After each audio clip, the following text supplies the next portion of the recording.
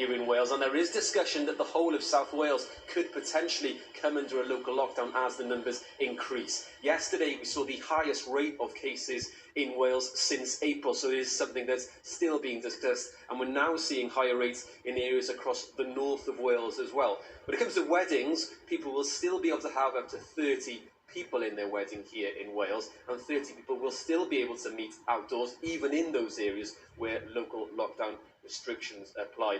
Now, interestingly, as Lorna said there, one of the main reasons for the virus spreading is in bars and clubs and when alcohol is involved. But the Welsh Government have told me time and again that the number one reason for the virus spreading is people meeting up in houses when they're not meeting people from their extended bubble, which is why they're keeping to the rule of 6 here and banning anybody to meet in local lockdown restrictions areas.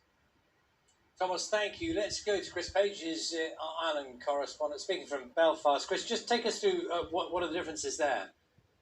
Yeah, well, this is the first full day of restrictions in Northern Ireland. The new rules kicked in at 6 o'clock last night, so basically you can't visit people in their homes. A few exceptions, perhaps most notably, you can form a bubble with one other household, so they can come to your home, you can go to theirs, provided you don't go inside anybody else's house or apartment. So that is one way in which ministers have hoped to ease the burden, if you like, on people in Northern Ireland. That was something that the First Minister, Arlene Foster, the Democratic Unionist Party, the Deputy First Minister, Michelle O'Neill of Sinn Féin, spoke about in their televised address last night.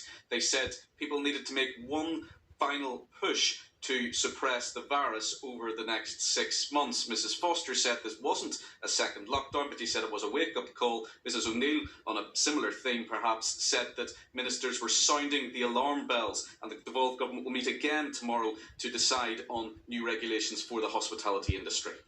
Chris,